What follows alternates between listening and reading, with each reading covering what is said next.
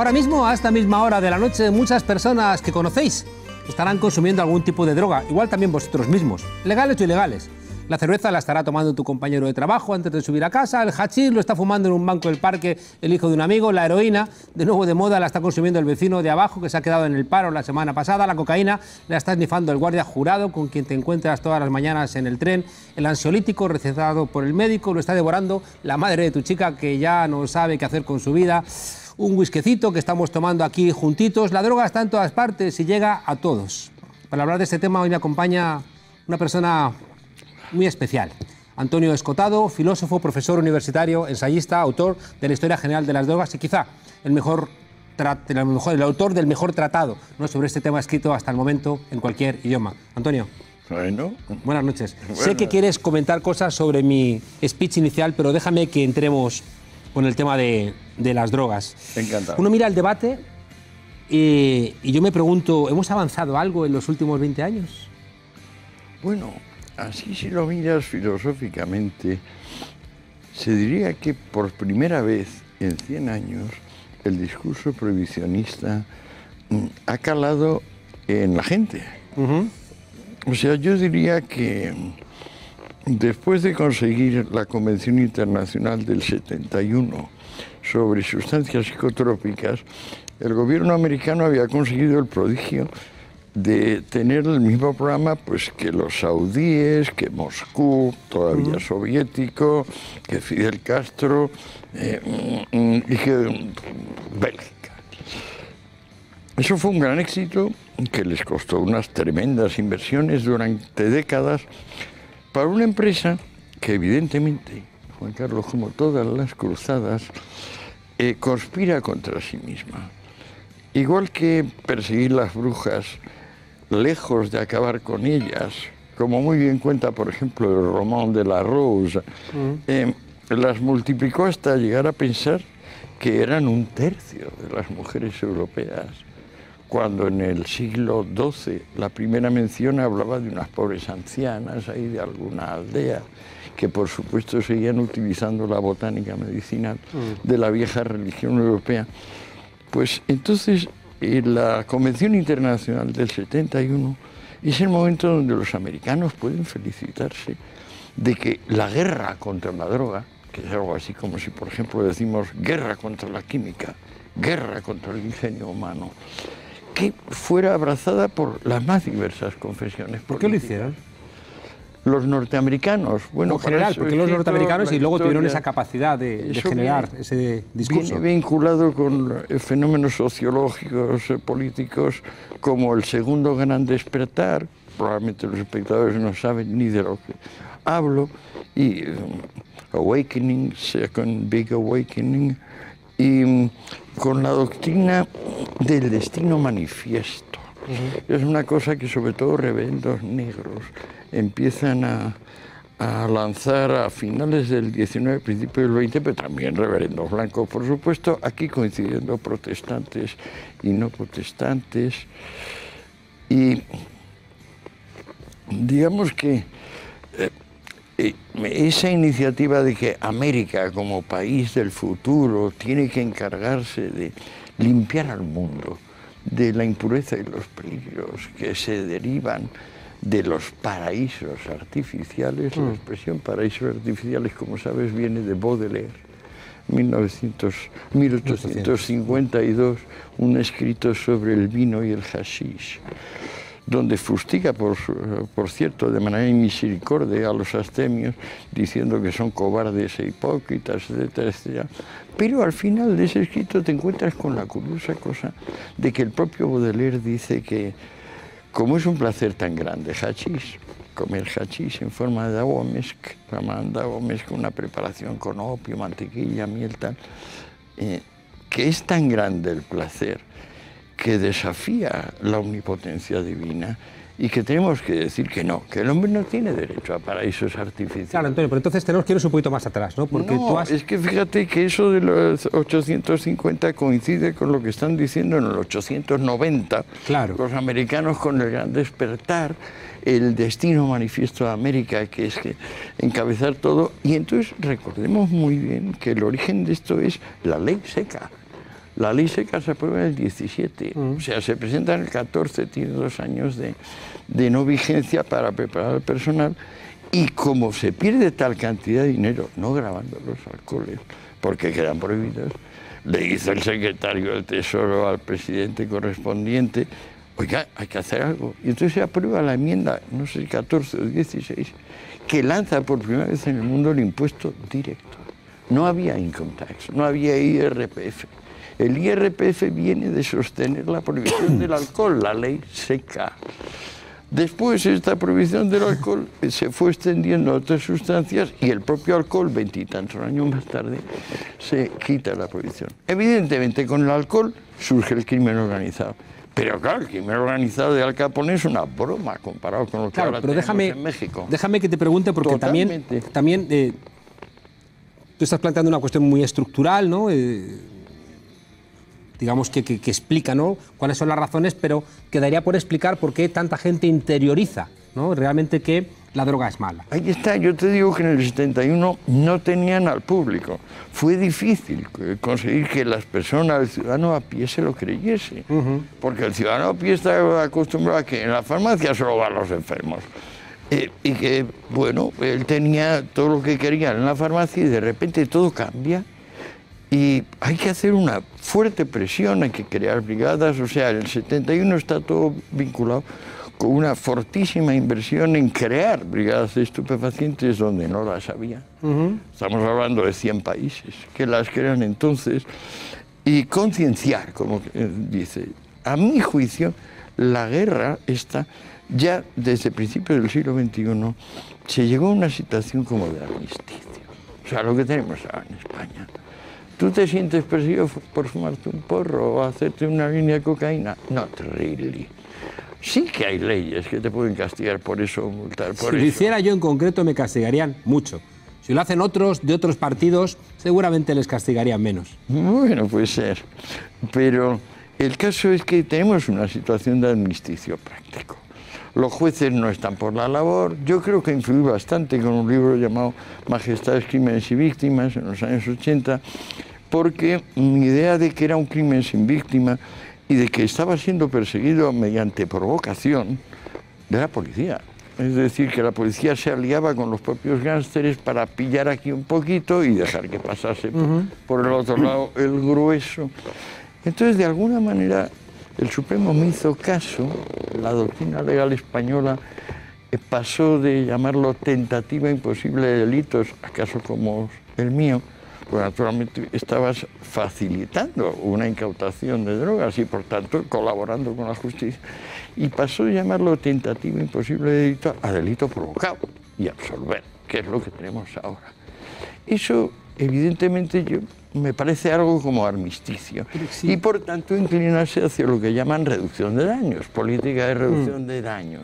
Y eso, como tú dices, es así. ¿Por qué sigue habiendo tantas reticencias, por ejemplo, a hacer un análisis de lo que significó la heroína durante la transición en España? Es que es muy interesante eso. Soy muy amigo y dirigí la tesis doctoral de Juan Carlos Usó, que es el único que ha estudiado el asunto como estudian los historiadores de fuentes primarias a fondo. O sea, Juan Carlos ha escrito la única historia de las drogas de España fiable y además académica, canónica hoy en día. Es un libro de 700 páginas que se llama pues 115 años de prohibición o de relación estatal con las drogas. Pues Juan Carlos es el que ha estudiado a fondo la cuestión de la heroína en el País Vasco y la supuesta distribución de caballo para frenar el afán revolucionario de los jóvenes gudaris. Juan Carlos ha demostrado, yo ya lo sabía antes, que es un camelo, es decir, que nunca se repartió gratis con fines contrarrevolucionarios. En realidad son ecos de una iniciativa, esta sí probada, de 2 agentes del FBI que, intentando entrampar a Malcolm X, que poco después sería asesinado por miembros de su propia secta, sí intentaron hacer una maniobra. En el caso del País Vasco está el informe Navajas, que sí que reconocía... Ya, pero no se puede comparar en autoridad a la obra de Usó. Usó usa fuentes primarias y el informe Navajas sería una fuente primaria. Claro, pero es que cuando uno usa 100.000 fuentes primarias o de 10.000 y las criba y otro utiliza un par de cosas que ha oído decir, pues no es lo mismo, Juan Carlos. Y sí que se condenó, por ejemplo, a la Guardia Civil, algunos responsables de la Guardia Civil, en el cuartel de Inchaurrondo sí que se demostró que se usaba Pero en heroína. comparación con la cantidad de implicaciones de la Guardia Civil en tráfico ilegal de drogas en otras zonas, es una broma. O sea, imagínate lo que han sido las condenas de guardias civiles pringados en toda la costa de Levante, en Cádiz, en Algeciras. Vamos, estamos hablando de una proporción de 100 a 1, quizá. Si aplicáramos, 200, y tú que eres sociólogo, a la imaginación sociológica, ¿no? Eso sí. De Wright Mills, sí que nos saldría que en determinados lugares realmente muy conflictivos, ¿no? Bueno, de repente sí que es verdad que aparece la heroína. Yo nunca la entendí, Nunca gratis, nunca repartía gratis. Pues eso es una maniobra tipo Maquiavelo que no. Bueno, creo pero que si hasta el capitalismo repartía la soda gratis para. Es decir, que ahí está, pero es que no es así. Es un planteamiento muy capitalista, la reparte gratis y luego tienes clientes. Tampoco es una cosa tan disparatada. La heroína, no sé si la conoces. Personalmente no la conozco. La conozco a través de familiares que sí que su entorno se convirtió aquello en una sangría. No hay duda alguna de que el uso racional de heroína, que lo han hecho, digamos, cientos o miles de personas, uso racional, estimula la vigilia intelectual, la diligencia y el sentido crítico. Naturalmente se puede utilizar como coartada para robar, matar, engañar, etcétera, etcétera. Pero eso no le cambia su naturaleza química ni sus efectos orgánicos, biológicos a ese fármaco. De modo que intentar desactivar una reivindicación política con el fármaco que más estimula la reflexión, el sentido crítico y la distancia estética es simplemente un disparate. ¿Crees que es posible un uso sensato de la heroína? No creo que es posible, está más que demostrado. O sea, los escenarios que hemos visto, Antonio, de devastación vinculada... ¿Qué piensas de Goethe? ¿Qué piensas de Wagner? ¿Qué piensas de Nietzsche? ¿Qué piensas de Coleridge? ¿Qué piensas de Baudelaire? Todos ellos son usuarios regulares de opio, de morfina. Todavía no se había descubierto la heroína, que no es más que un refinado de morfina con ácido acético, con vinagre. Digamos que tú cueces en vinagre la morfina y ahí tienes la heroína. Te sube el mol, es decir, el peso químico, un 0,2. De modo que si, por ejemplo, cueces 4 gramos de morfina con ácido acético, te van a salir 5 de heroína, para que te hagas una idea. Sin embargo, la heroína, además de ser más activa que la morfina y pesar más, es mucho más autocrítica. Es decir, es un fármaco que si no se toma como coartada para declararse inimputable, al contrario, estimula el rendimiento intelectual de gentes como Goya, como Goethe, como Nietzsche, como los que... ¿Cómo explicamos, Antonio, los picos, ¿no? Por ejemplo, en el consumo de heroína en España, por ejemplo, ahora estamos, al parecer, otra vez en un pico de un alto consumo de heroína. ¿Cómo explicamos ese renacer? Es que, como hablabas antes de la imaginación sociológica, te darás cuenta que igual que en economía, el más mínimo indicio de temor se desemboca en un pánico y en una retirada de fondos y la pérdida de la liquidez de un mercado. Igual las noticias que se dan, prácticamente todas sesgadas y falsas, pues influyen en el personal. Si yo todavía no acabé de decir lo que quería decir al principio, que la situación práctica de armisticio que vivimos, por ejemplo, en España y en otros países de Europa, esa situación partía de que las personas de la calle, el ciudadano de pie, no estaba convencido. Pero ahora yo diría que los jueces, los legisladores, tú, yo, todos los creadores de opinión pública, estamos al cabo de la calle, sabemos que es una cruzada que fracasa triunfando y triunfa fracasando. Lo sabemos, igual que la cruzada contra las brujas o contra el libre pensamiento, contra la sodomía. Lo sabemos, pero en cambio el pueblo que antes se llamaba mayoría silenciosa, a mi juicio, por primera vez, justamente porque la parte institucional ha dejado de creer, es quien sostiene la iniciativa. ¿Es que si hiciéramos una prueba, no sé, de uso de cocaína en el Parlamento español, ¿Saldría altamente positivo?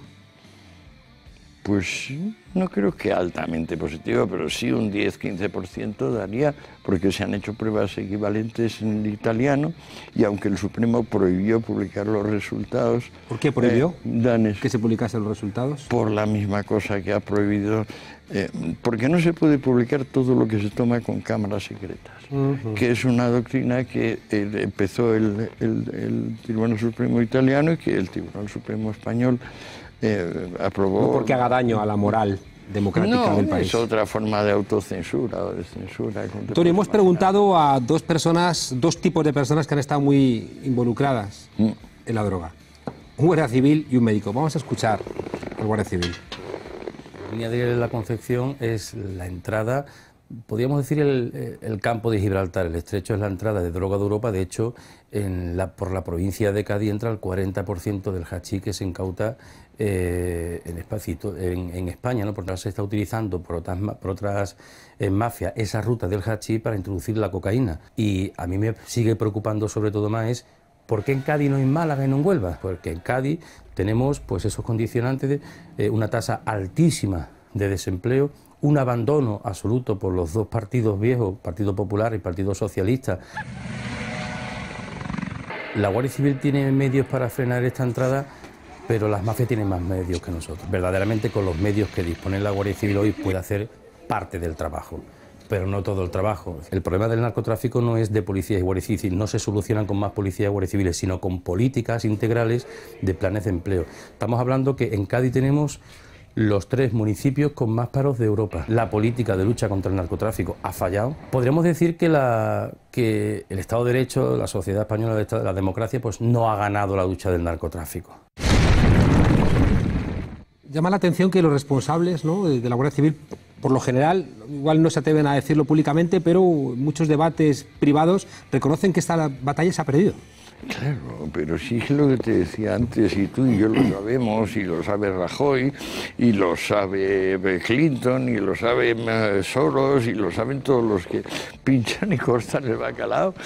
Saben que esto, sin embargo, es muy difícil dar marcha atrás. ¿Tú te crees que alguien dijo: disculpen, yo he hecho la cruzada para tomar el Santo Sepulcro y era un error?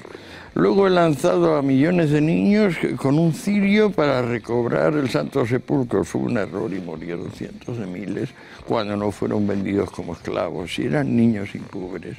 Luego fue un error perseguir a las brujas, fue un error perseguir a los sodomitas, fue un error perseguir el libre pensamiento. ¿Tú has visto en alguna parte una declaración expresa de arrepentimiento? No la ha habido. Lo difícil aquí es, después de haberse metido en este enjuague, salir. ¿Cómo se han solucionado las cruzadas previas? Con silencio, con susurros, dejando pasar, dejando esto que llamo armisticio. La solución pasa por la legalización. Gorda. Legalización, Juan Carlos, sería un despropósito. Sería algo así como reconocerle al Estado el derecho de legislar sobre el estado de ánimo de los ciudadanos. Y, por ejemplo, decir, no, es legal pintar, es legal viajar, es legal, pues, casarse con quien uno quiera. ¿Qué dice, hombre? Es muy sencillo. Tenemos ya escrito desde creo que el 94, una mayoría de fiscales, magistrados y penalistas españoles. Yo creo que prólogo o algo de epílogo al libro, diciendo, ¿qué hay que hacer para acabar con la cruzada? Pues mira, cambiar un artículo de la ley del medicamento y suprimir el 344 del Código Penal. Nada más. ¿Con qué quites eso? No hay que legalizar nada. Hay que derogar la prohibición, Juan Carlos. Hay que acordarse de que la prohibición fue un experimento.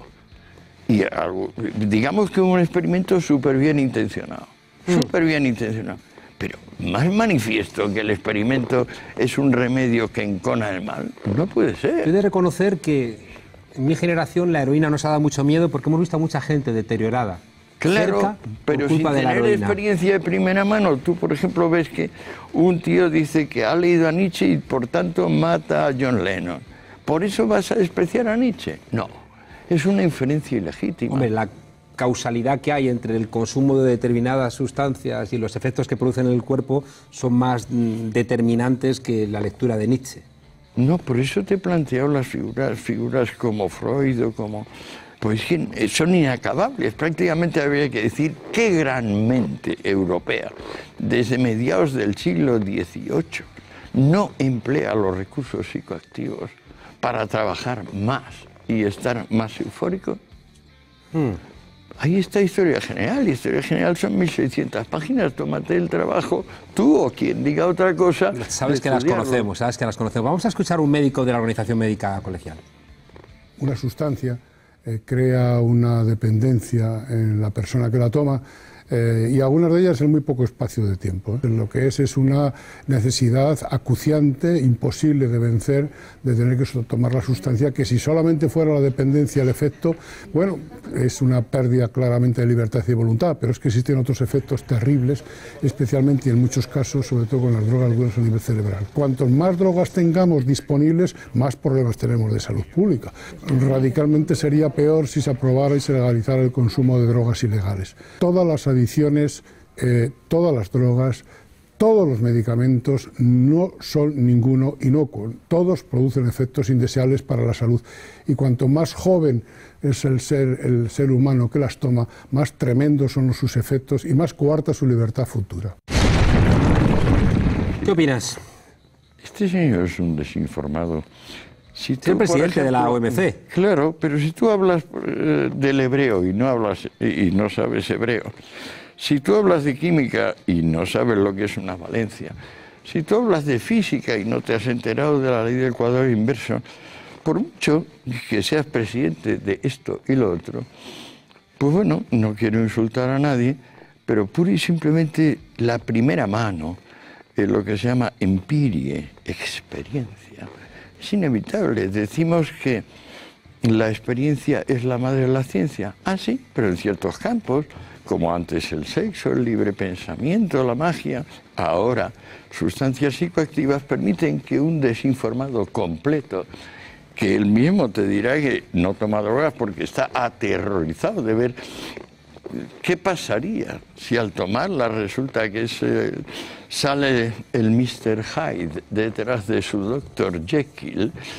Ese es el que nos está dando lecciones de moral y de ciencia. Basta que escriba un libro como Historia General de las Drogas y hablamos. En cualquier caso, sí me consta que Rodríguez Sendín está preocupado por eso que llamamos salud pública, es decir, por buscar algún tipo de responsabilidad colectiva a nuestras enfermedades. Es decir, él está a favor, yo también, de que exista, por ejemplo, la seguridad social y que, por tanto, cualquier persona que tenga cualquier problema de salud, entendemos que debe ser atendido con una suerte de compromiso colectivo. Yo también estoy a favor de la seguridad social, que por cierto es un invento de lo que tú llamarías la derecha, porque fue lanzado por Bismarck y luego poco después recuperado por el líder de los conservadores ingleses, de los Tories, Disraeli. Esa es una institución. Bismarck lo planteó, Antonio, con aquella famosa frase que reconocía Lasalle, o esto o la revolución. Es decir, que de alguna manera... íntimos. Lasalle, se le hace el tomo 2 de los enemigos del comercio, la intensa relación epistolar y personal de Lasalle y Bismarck, que se llevaban fenomenal. Me consta. Sí. De modo que, en ese sentido, la distribución que hizo Bismarck de la parte del empresario, la parte del Estado, la parte del asegurado, en realidad no se ha tocado, Juan Carlos. Si te vas a la práctica técnica, te das cuenta de que esas proporciones se mantienen inalterables hace más de 100 años. No quiero entrar todavía en eso, pero sí que hemos verificado que cuando ha desaparecido la Unión Soviética, digamos que los que cedieron, ¿no?, para que existiera Estado social, han dicho, ahora que igual ya no hace falta. Pero ahora vamos a entrar en eso. Déjame que sigamos Totalmente. con el tema de la droga, para un par de preguntas más, para ver si aclaramos. Me encanta. Yo creo que incluso deberíamos seguir con las drogas, porque es que es un asunto tan vital y entre tú y yo podemos hacer tanto bien en el sentido de deshacer fantasmas y embustes absurdos que siguen vigentes.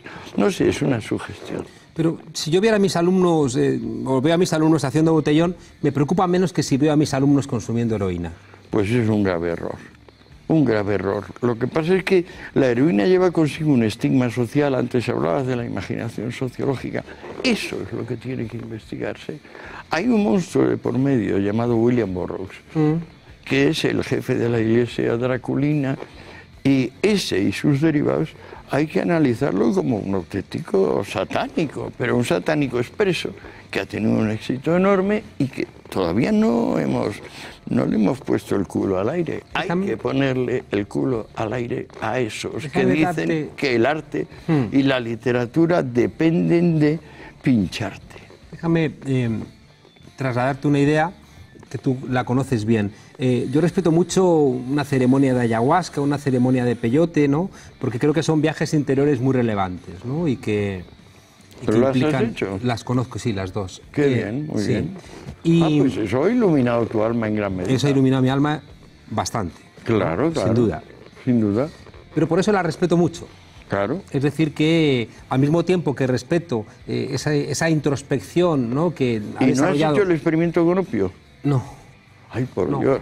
Pero espera, no quiero yo hablar de mí. Quiero plantearte simplemente que he visto como mucha gente acude a las drogas, bueno, pues como una forma de divertimento, como a consumir drogas, no a experimentar con drogas, que creo que es una diferencia sustancial. Es decir, no es lo mismo que el ser humano quiera conocerse a sí mismo, conocer su cultura a través de sustancias con las cuales hemos experimentado desde siglos, y que es verdad, como tú planteas, que solamente por otro tipo de razones han sido prohibidas o estigmatizadas, y otra cosa es que uno vaya, ¿no?, a consumir estas sustancias con alegría, como si no tuvieran realmente efectos sobre su propio cuerpo. Y eso... Como el teléfono, tú puedes usar el teléfono para enterarte de qué significa esto y qué es aquello, pero normalmente utiliza el teléfono para saber si hay un me gusta dado a la foto que has puesto.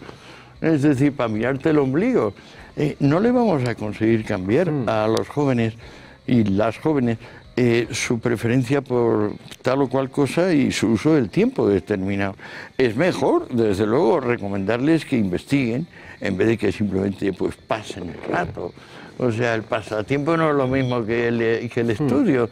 En una sociedad tan consumista como la nuestra, ¿no? Donde no hay freno, donde la felicidad es de alguna manera vivir en un presente repetido, ya que en el pasado no hay nada interesante y el futuro va a venir determinado tecnológicamente, y por tanto no nos queda más horizonte, ¿no?, que un presente repetido, que se traduce en eso, se traduce en eyaculaciones permanentes, en orgasmos permanentes, en rayas permanentes, ¿no?, en latigazos. Creo que la libido en los últimos 30 años ha pegado un bajón que no te cuento.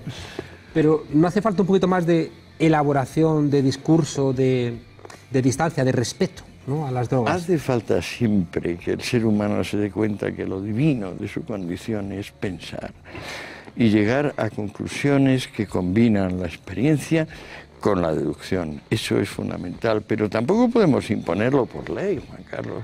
Es una cosa que tiene que madurar como el fruto en el árbol. Recuerdo cuando yo era jovencito y trabajaba en un bar a las 8 de la mañana, obreros, ¿no?, que se subían al andamio y que hombre, se tomaban sus copas, ¿no?, sus sol y sombras aquellos. A mí me pareció una barbaridad. ¿Con café? No, pero es como lo tomaban, es así. Pero es verdad que estar en un andamio con 2 copas de sol y sombra es más peligroso que... Oye, en un andamio estás fino, pero imagínate de cajera o cajero de un supermercado, eso es una cosa obsesiva. Me parece más sensato parar. En un... Yo prefiero el andamio, puestos a elegir. ¿Ah, sí, No, yo mire, hombre, si tuviera salud y tuviera 30 años, seguro que prefiero el andamio, que tiene más dinero, está más pagado que cajero. Oye, por terminar esta parte, ¿no crees que hay una vinculación entre crisis económica y este pico de la heroína?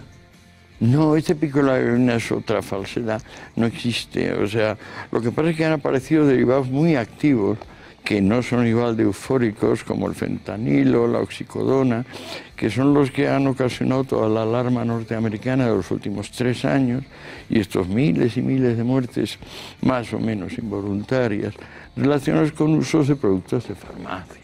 Pues son productos de farmacia. Aquí el genio del talento del asunto son estas compañías que se dedican a fabricar los productos que no tienen necesidad de receta. El principal es el paracetamol. El paracetamol está siendo consumido ahora por unos 2.000, 3.000 millones de personas todos los días. Es un fármaco con el margen de seguridad más corto que conocemos del vademecum. Es decir, la proporción entre dosis activa y dosis tóxica es pues 2, 3. ese margen de seguridad en el caso del opio y de la heroína pues es por lo menos 17-20. O sea, es más fácil una sobredosis de paracetamol que una sobredosis de heroína o de cocaína. 50 veces más fácil. En términos matemáticos. Y efectivamente, si investigásemos las muertes derivadas del paracetamol, la encontraríamos. Pero ¿cuál es el problema de fondo? Que a las personas les duelen cosas locales, generales, por ejemplo, el famoso dolor de espalda, que es la causa principal de bajas laborales, que no hay ningún elemento exterior que te permita determinar si existe o no. Entonces, para esas personas hay que usar un analgésico. ¿Qué usas? Hombre, en principio usarías el opio, como ha sido durante 4.000 años, o un derivado del opio, codeína. ¿No genera dependencia? No, claro, la molécula que produce y suspensión del dolor genera acostumbramiento, pero por pura lógica. Está tan clarísimo como que cuando hemos obrado de una cierta manera y nos ha salido bien, volvemos a obrar de esa manera. Es el mecanismo, Juan Carlos, de la costumbre. La costumbre. El ser humano se mueve en un universo donde hay millones de causas. Y él, bueno, pues no las puede controlar ni dominar. ¿Y qué hace? Pues cuando, después de reaccionar ante una situación de manera fu o fa, si fu va bien, pues sigue con fu. Y eso es igual tratándose de la heroína que tratándose del tipo de zapato o del tejido que uno se pone para protegerse en invierno. Todo esto son de una simpleza, de una falta de identidad ontológica, estas consideraciones que mete miedo. Pero lo que más miedo mete es la necesidad que tiene el ser humano de encontrar en cada momento de su historia un auténtico demonio. No un demonio fingido, un demonio concreto y real, al que podríamos, bueno, darle golpes con una escoba en la cabeza. Tú has encontrado un demonio en tus 3 grandes y voluminosos tomos, que es el comunismo, donde has planteado que de alguna manera ese demonio del comunismo peca del mismo problema que peca el prohibicionismo de la droga, que es la construcción del miedo. Y estos volúmenes a muchos nos han dejado sorprendidos porque Escotado, ¿no? un antisistema, una persona que quería un libertario, que se iba a Vietnam a pelear junto con el Vietcong, que habría vías, ¿no? Que de alguna manera nos convertían en desobedientes. De repente nos encontramos de alguna manera que se le ponen los vellos de punta cuando ve radical de a Rivera extrema derecha, militar en las encuestas. Etcétera. Pues mira, a mí me ha dolido, creo que más que a nadie, cambiar de idea, porque había puesto tanto corazón, tanta esperanza en que el comunismo fuese la forma moderna del humanismo, que cuando pura y simplemente la experiencia demostró que me había equivocado, pues primero me abstuve durante varios años, no dije nada, ni siquiera a mi círculo inmediato. Y luego dije, aquí tengo una responsabilidad conmigo mismo y con los demás. Y ahí está, trabajé 20 años y escribí Los enemigos del comercio. Creo que son lecturas obligatorias, por aquello que decía Borges, de 8 de cada 10 personas a las que usted admira son de derechas. Pero es que me ha dolido mucho, o sea, esto es la primera ocasión que tengo de decirlo. No es fácil cambiar de idea, sobre todo cuando has llegado a pensar, daría mi vida por matar a Franco. Darte cuenta de que Franco es un pequeño dictador comparado con lo que ha habido en el siglo XX. Déjame plantearte una duda que tengo yo, que no he militado nunca en ningún partido comunista y que no vengo de esa sensibilidad. ¿No es posible que los que os equivocasteis, ¿no? Teniendo una lectura del comunismo que yo, por ejemplo, nunca he compartido, no os equivoquéis ahora cuando criticáis cosas que, por ejemplo, yo sí comparto? ¿No es posible que de alguna manera esa mirada que tuviste, estoy pensando no en tu caso, en otros casos más, para mí más evidentes, como el de Jiménez Los Santos, ¿no? Donde Malraux, piensa en Malraux, en vehementes, ¿no? En Malraux, comunistas en y luego vehementes anticomunistas. Y de alguna manera la única coherencia que se mantiene es esa vehemencia. Hombre, Federico, ya le dije yo, ¿qué vehemente te pones? O sea, si llega a tener un poco más de paciencia, hubiera escrito un libro como el mío, ordenado por capítulos, secuenciado. Lo suyo es un borbotón, pero bastante parecido al mío. Es la desolación de haber pensado que el bien estaba allí, cuando luego la experiencia nos demostraba que estábamos equivocados. Entonces hemos sufrido mucho. Yo no sé hasta qué punto ha sufrido Federico, yo sí, pero esto tú te lees El hombre rebelde que es la pieza maestra de un hombre que ha empezado afiliándose al Partido Comunista como Albert Camus. Léetelo con atención porque probablemente es el más grande libro del siglo XX. Eso y La emboscadura de Ernst Jünger, que se publica en el mismo año. Releerlo, estar abierto a cambiar de idea, Juan Carlos. Sí, yo no tengo ningún problema en cambiar de idea, pero tengo la sensación también, insisto, de que quizá una mirada muy parcial en determinado momento luego te lleva a una mirada también parcial y que os lleva a pensar que todos los que están mirando en la posibilidad de emancipación que hay en las alternativas a lo que existe están cometiendo los mismos errores que cometisteis vosotros cuando erais más jóvenes. Pero por eso fui a lo que me llamó Pablo y por eso estoy aquí contigo, porque yo estoy abierto. A mí dame una razón. Y la comentamos. Déjame plantearte, tuve una discusión, no un debate, ¿no? Porque igual que tú haces, yo hago, ¿no? Me invitaron los jóvenes liberales, ¿no? A su congreso internacional, a un debate. Ahí estuvimos con Rayo. Un debate que fue amable e interesante. Y en aquel debate me dijo Juan Ramón Rayo que tú no seas responsable de tus genes, de los genes que te han tocado, no me hace a mí responsable de los genes que te han tocado, ¿no? Y me pareció un poco estremecedora esa frase. A ver cómo lo interpretas, que no lo he cogido. De alguna manera él decía que allá cada uno con los genes que le han tocado, ¿no? Entonces no hagas a nadie responsable de los genes que te han tocado. Recuerdo que colgaron ese debate y una señora que cuidaba un hijo con síndrome de Down le parecía aberrante, ¿no? La frase, porque de alguna manera decía, estamos regresando a algo que solventaron los neandertales, donde se ha demostrado que en el 350.000 a.C., justo cuando empezamos a utilizar herramientas, empezamos a ser solidarios con los demás. Y se demuestra que en el 350.000 ya hay gente que está ayudando a otros que no se podían valer por sí mismos, ni siquiera para masticar. Y resulta que ahora, en el siglo XXI, hay gente que dice, si te han tocado malos genes, allá te las apañes tú como puedas. ¿Tú tienes una solución para evitar los malos genes? Sí, por supuesto. Cuando se ha generalizado la sanidad, los malos genes también han disminuido, ¿no? Ojalá, como un elemento. O sea, vete al médico a decir que has nacido envidioso, que te lo cure. Yo creo que no hay fármaco que cure la envidia. Pero también hay planteamientos sociales que pueden hacer que la envidia no se convierta en algo que nos lleve a una guerra civil, por ejemplo. Claro, estoy de acuerdo. En ese sentido creo que tendré que contar un poco más la experiencia de mis padres y mis abuelos, porque cada generación que pasa y nos alejamos de la guerra civil, aquello se va convirtiendo más en un símbolo parcial y menos en una experiencia vivida.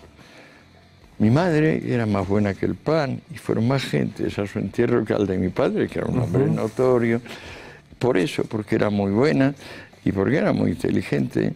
La verdad es que yo la vocación de estudiar no la tomo de papá, sino de ella. Pues estuvo refugiada 3 años durante la guerra en la legación de Rumanía. ¿Por qué? ¿Por qué en la legación de Rumanía? Pues porque tenía un padre, Gabriel Espinosa, mi abuelo, que era magistrado. Ser magistrado era muy peligroso en aquellos tiempos. Y bueno... Antonio, no quiero yo interrumpirte, pero me están diciendo de control que nos estamos comiendo el tiempo. Y esa historia que es... No, es verdad que es muy largo. Claro, entonces déjame hacerte como 3 preguntas para que pudiéramos marcharnos. ¿Te parece sensato que una multinacional, por ejemplo, tenga el poder de una patente como la del tratamiento del sofosbuvir, lo que permitía curar la hepatitis C, ¿no? Con un coste de, pues eso, de 54.000 euros por paciente? ¿Tiene derecho esa multinacional a tener esa patente que está costando cientos de miles de muertos todos los días? Te recuerdo una famosa frase de Schumpeter, creo que del 45, del gran libro suyo de Socialismo, Capitalismo y Democracia, que decía: tomamos todo el cuidado en decirle al empresario que si le va mal, es asunto suyo y no le vamos a socorrer. Pero al mismo tiempo le aclaramos que si le va bien, tampoco vamos a recortar su beneficio. A diferencia de lo que ha ocurrido aquí, por ejemplo, con el rescate bancario.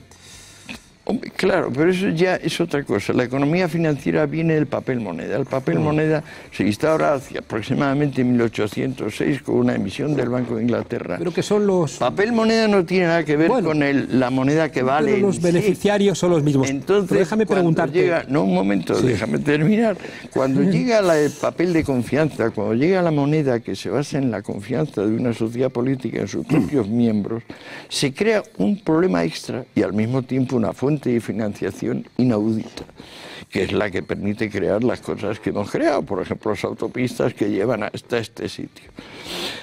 Eso, pues claro, no tiene nada que ver con los riesgos que había en adulterar la moneda antigua, en decirle como un emperador, mira que ahora yo decido que esta moneda vale X. No, nos hemos metido en un mundo financiero tremebundo, donde estamos tirando cada semana 20.000 millones de euros España en comprar bonos. Ya, pero que no dejan de ser... venderlos más pero claramente. que no dejan de ser los mismos ricos cada vez más ricos, y parece que no genera en las personas que tradicionalmente han tenido la capacidad de tomar decisiones en los ámbitos de decisión estatales o supranacionales, parece que son los mismos y que se encuentran en una suerte de colusión de intereses. Lo que te quería plantear es que si tienes un hijo, tú en concreto, Antonio, con hepatitis C y no tienes 54.000 euros...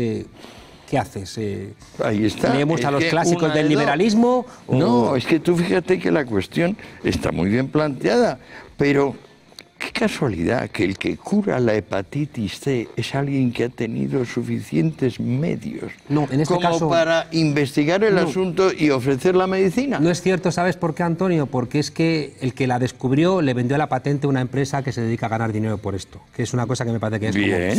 Entonces ya no es lo mismo, o sea, no es que a alguien le pagues por haber inventado una patente, sino que como la necesitan seres humanos para no morirse, hay alguien, un fondo buitre o quien sea, que se la apropia y es de alguna manera tú lo llamas buitre, terrible. Pero si le quitas el adjetivo, significa que alguien tuvo medios para investigar. Ahora consulta hasta qué punto, por ejemplo, un indígena latinoamericano, o africano o asiático se pone a investigar remedios para la hepatitis C. Bueno, como nos cuenta Vandana Shiva, los tienen y se los hemos robado y los hemos patentado, con las dificultades que tienen después de aplicar, y tú lo conoces bien, buena parte de los descubrimientos son de ellos. Antonio, de Koch no lo déjame preguntarte una cosa para irnos, que nos van a matar en control. Tú planteas, y yo creo que comparto contigo esa idea, ¿no? Que hay determinadas utopías que derivan en la eugenesia, es decir, derivan en genocidios, ¿no? En cambio, yo leyendo tus tomos tengo la sensación de que abrazas la utopía liberal. No, al contrario, me paso la vida granjeándome enemigos, diciendo que Ayn Rand es una anfetaminómana y que Murray Rothbard es un tontaina, con lo de querer un 100% de reserva bancaria, no te enteras. Cuando no me entero. Eso es lo que me pasa, que no me entero. Cuando me llamó a Lima la famosa esta sociedad que fundaron Hayek y Mises y Schumpeter, el año pasado, el año antepasado... ¿La de Montpelegrín. Exacto. Pues me hicieron el honor de darme el epílogo, yo los puse verdes. Lo tienes en internet, míratelo. Rivera no nos gusta entonces. A mí me encanta Albert porque es una persona que tiene terror a las drogas, pero como no está pringado, porque todavía no ha podido estar pringado, representa una opción, creo que ha influido un poquitín en que Albert se diera cuenta que el liberal y socialdemócrata no tenía diferencia. Es decir, le pongo el libro de Bernstein, Socialismo Evolutivo, y le digo, reflexiona, Antonio, date cuenta que no hay que romper. Antonio, si te encanta Rivera, me encanta no enterarme, pero sin embargo voy a seguir leyéndote porque aprendo mucho. Muchas gracias por estar aquí esta noche en La Frontera. A ti por la ocasión. Estás en tu casa.